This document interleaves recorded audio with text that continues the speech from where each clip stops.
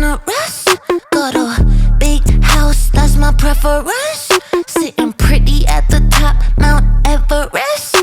Yeah, I'm bossy, dripping sauce. Cast spells like I'm Sephiroth. Puffing on the best asparagus. Bon les gars, c'est bon, on est rendu au fameux point de rendez-vous où je teste en fait tous les véhicules pour pas embêter le monde. Tu vois que là je suis sur des routes où il y a très clairement personne. Donc j'ai garé la voiture, elle est juste derrière moi et je vais te présenter tout ça bien sûr. Les gens, je vous vois bien en commentaire, effectivement la voiture sort du lavage, mais sur cette carrosserie c'est vraiment impossible, à part si on l'a fait à la main, de ne pas avoir de traces. Donc voilà. Donc la voiture dans son fameux bleu de M4 2018, il est franchement magnifique. Je ne sais pas si on verra à la caméra, mais sous certains angles, on peut avoir des reflets de violet. Donc vachement beau, incroyable. La face avant, donc ce sont les anciennes faces avant, bien typées M4, M5, M6, mais franchement, elle a de la gueule cette voiture. Donc tu peux retrouver la lame avant qui est complètement en carbone, donc sur ce véhicule. Donc attention à pas riper ça les gars, parce que sinon vous avez le cœur en miettes, moi je vous le dis. Ensuite, on va ouvrir le capot après les gars, ne vous inquiétez pas. Le capot est entièrement en carbone également. C'est vraiment ultra léger, je te jure. Moi j'étais choqué quand j'ai soulevé le capot. Ensuite au niveau de la pièce centrale de la voiture. Donc il y a des petits rappels M4 ici. On a en haut donc la pièce, donc le toit qui est en carbone également. Et quand on va à l'arrière, on a le petit aileron, enfin le petit béquet, excusez-moi, qui est en carbone, lui également. Voilà le sigle M4 CS aussi. Les 4 sorties de pots d'échappement, donc qui viennent couronner le tout. Les gars, on a vraiment un véhicule super aberrant. Ensuite, au niveau des jantes, donc jantes en alu. Alors attention parce que apparemment, certaines de ces jantes pourraient fissurer avec le temps. Sur ce véhicule, je ne pense pas que ce soit le cas. Mais tu vois que, voilà, très clairement, ça ne rigole pas. Alors, on va attendre un peu, il y a quelqu'un qui passe. Donc, comme je disais, parce qu'il y a un tracteur qui est passé, là, tu vois que ça rigole pas. Hein. Très clairement, quand à l'arrière, tu as ce diamètre-là et qu'à l'avant, tu retrouves ce diamètre, voilà, tu sais qu'on n'est pas en présence du véhicule de Barbie. Bon, maintenant, on va passer à l'intérieur. Tu vois, j'ai la clé. Tu fais pas attention à mon matériel vidéo, pareil. Et malheureusement, j'ai mis le volant à l'envers. Tu vois, je voulais faire stylé en mettant les jantes à 3/4, mais malheureusement, ça s'est pas fait. Bon, à l'intérieur du véhicule, tu vois que forcément, on est chez BMW, on a les finitions partout. Par contre, attention, particularité de ce modèle, c'est le modèle CS, c'est pas le modèle compétition. Donc, tu as plus d'options. Tu n'as plus rien à part la climatisation et le CarPlay dessus.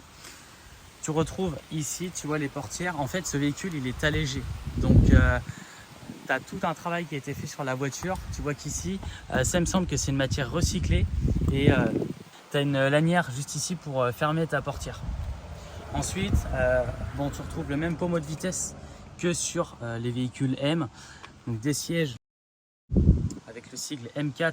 Donc celui-là, non, c'était sur la M4 compétition. Il s'allumait, ici ne s'allume plus du tout forcément les gars. On passe à l'arrière, tu as la même place que dans une M4 classique. Hein. Tu vois que tu as encore mon matériel vidéo. Et en termes de coffre, pareil. Donc c'est exactement la même voiture sinon. Mais s'il y a bien un truc aberrant qu'il faut que je te montre ici, c'est le moteur. Alors je vais essayer de l'ouvrir parce que je sais pas comment ça s'ouvre là-dessus. Est-ce que ça s'ouvrirait pas directement? Ben si, totalement. Je te montre ça. Il est super léger, c'est-à-dire qu'au doigt, tu vois, tu es très clairement en train de le manœuvrer, quoi. Les frérots, si vous voyez bien, vous voyez que tout ça, c'est du carbone, ce qui en fait vraiment une pièce super légère. Le seul petit problème, c'est que si tu casses une partie, ça ne se répare pas, tu es obligé de changer la pièce entière. Et ça, c'est valable pour toutes les pièces en carbone. Bon, le voici, le fameux moteur. Effectivement, les gars, on n'est pas sur les françaises, hein. On n'est pas sur ma Mégane RS. Là, tu es sur un bon M-Power, tu vois, ça se voit ici. Donc, 460 chevaux, quand même. Ça commence à faire, les gars, hein. Ça commence à faire. C'est-à-dire que tu appuies, tu le sens vraiment. Hein. En plus, on est en propulsion, donc le véhicule tient bien la route. Ici, il y a cette barre de renfort supplémentaire en carbone. vraiment magnifique. Voilà.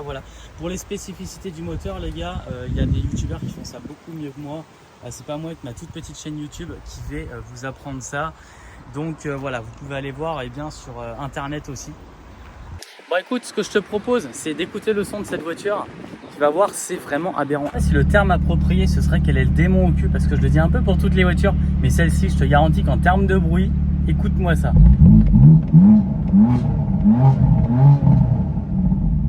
Les gars, franchement, non mais ça c'est ultra impressionnant, je te jure. Et surtout quand t'es à l'arrière. Regarde, je te fais écouter ça.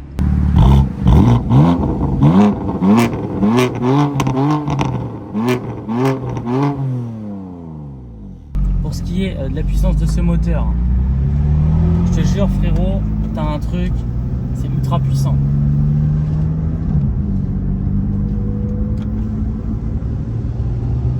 En termes d'accélération ici les gars, il me semble qu'à la base 0 à 100 en 3 secondes 9. Donc c'est une caisse du démon les gars. Je vous disais que cette voiture est assez puissante frérot, regarde-moi ça.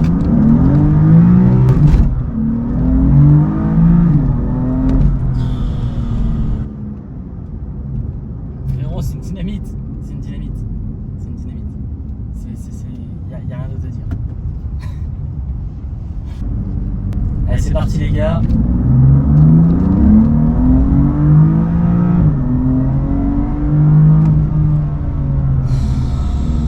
Oh les gars, ça arrache sévère, je vous jure. J'ai même pas pu regarder la vitesse, j'étais vraiment concentré sur la route, tu vois. Mais waouh, en 2 rapports déjà, je pense qu'elle a pris au moins 120 km/h, tu vois.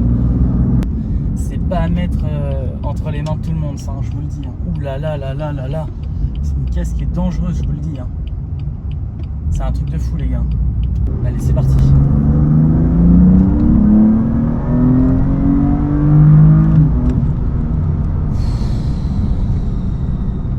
C'est vachement violent. Hein. Oh, le truc, les gars, je vous jure. Tu te prends une claque. Mais là, c'était surtout la claque la plus longue de ma vie, je te jure. Un couple, mais d'enfer sur cette voiture. Bon, ce qu'on va faire, on va essayer un peu le confort routier de cette voiture avec une insertion rapide. Ouais, bon, on est déjà à 93. Merde. Et oui, c'est ça le problème. Le plaisir est de très très courte durée. Hein. Je le disais pour la Mégane, mais la Mégane, c'est rien du tout à côté, les gars. Là, en plus, on est en propulsion, tu vois. On ne perd pas d'adhérence, ou en tout cas très très peu, puisque je vous rappelle que les roues sont à l'arrière et que elles ont beaucoup plus d'appui sur le bitume parce qu'elles ont tout le poids de la voiture à pousser, contrairement à une traction où là il faut tirer. Alors il y a un régulateur sur celle-ci normalement. Ouais, il y a un régulateur. Alors attendez les gars, le temps que je comprenne. Ouais, ok, nickel. On va se mettre à 90 tout pile, tu vois. Voilà. On va voir où c'est cascale. Vous voyez qu'elle est assez haut en tour. Elle est quand même à 2500 tours minute là. Apparemment c'est peut-être optimisé, je pense, pour la consommation. Je sais pas. Ça me paraît bien haut. J'aurais plus tapé dans les 2000, 2100, mais bon, je m'y connais pas trop, donc on va laisser la voiture faire. Bon, la direction est toujours aussi dure. Pour n'importe quel mode, elle est toujours aussi dure. Je pense que ça, voilà, ici vous avez des réglages au niveau des boutons. On va voir ça. Ouais, donc là on est en sport plus. Volant, ah oui. Ah, confort. Mais écoutez, ça change rien, j'ai l'impression. En tout cas, à l'état actuel